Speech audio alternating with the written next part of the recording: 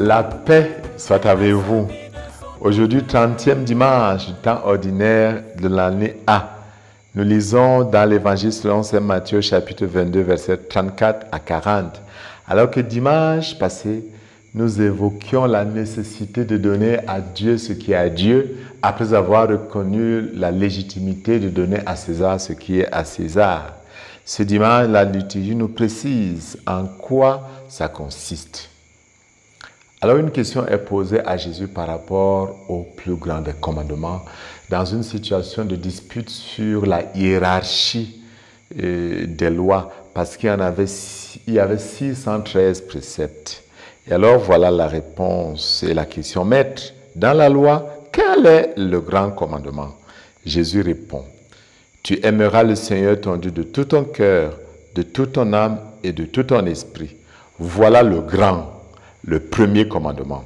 Et le second qui lui est semblable, tu aimeras ton prochain comme toi-même.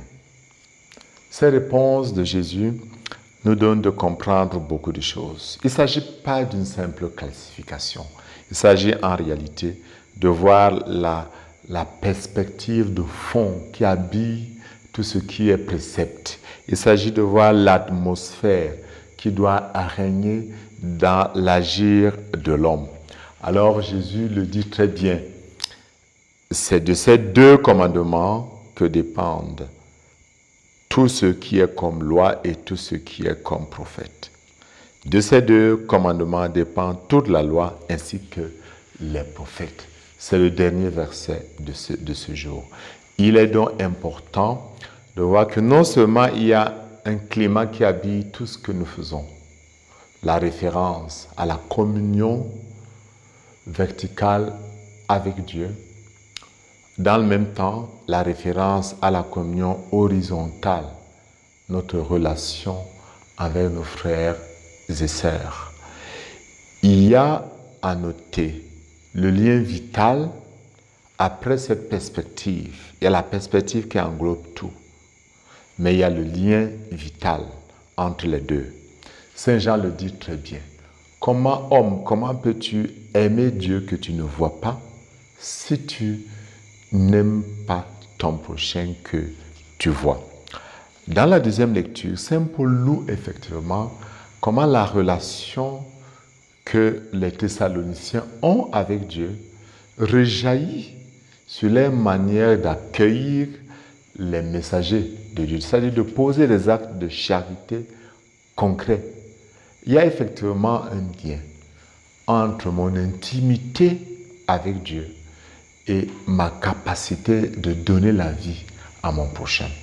S'il y a une relation entre les deux, il faut tout de même reconnaître que le premier et le grand, dont la primauté ontologique, revient à l'amour de Dieu, mais cet amour de Dieu a besoin d'être nourri de quelque chose de concret, c'est-à-dire l'amour du prochain.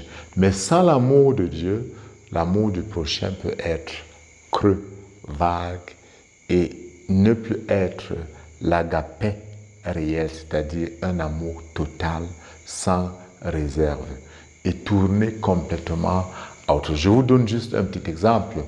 Une maman qui a, disons, beaucoup de filles et attend un garçon et après 6-7 filles a un dernier garçon, peut tellement aimer le garçon qu'elle gâte le garçon et ne lui donne pas l'éducation requise. Alors que si je suis baigné par la grâce de Dieu, ayant une communion réelle avec Dieu, sa lumière rejaillira dans mon agir. Il s'agit donc, pour nos chrétiens, du rejet de toute opposition entre la relation intime avec Dieu qui se vit dans la vie de prière, dans la vie sacramentale, et la charité qui me pousse à poser des actes de miséricorde concrets, à donner à manger à celui qui a faim, à donner de l'eau à celui qui a soif, etc.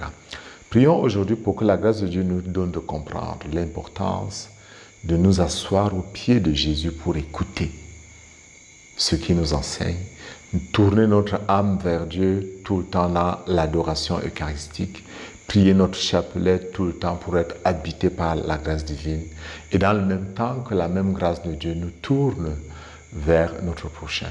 Que l'homme sache s'occuper de sa femme et que la femme sache s'occuper de son mari au nom de Dieu, au nom de l'amour pour Dieu. Que les deux sachent bien s'occuper de leurs enfants au nom du même amour envers Dieu.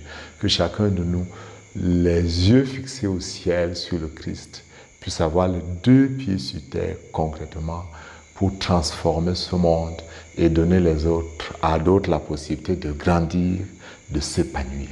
Et que Dieu, dans sa bonté, nous guidant et nous illuminant par sa parole et par l'Esprit Saint, par les charismes et les dons qui nous rendront forts et unis à lui, que ce Dieu, le Père plein de tendresse, vous bénisse au nom du Père et du Fils et du Saint-Esprit.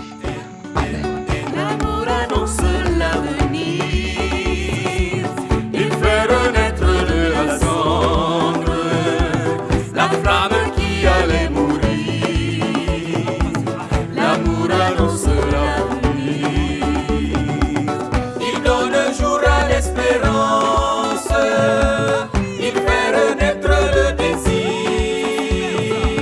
L'amour annonce l'avenir, donne sa confiance, il nous invite à repartir. L'amour annonce l'avenir, l'amour annonce l'avenir.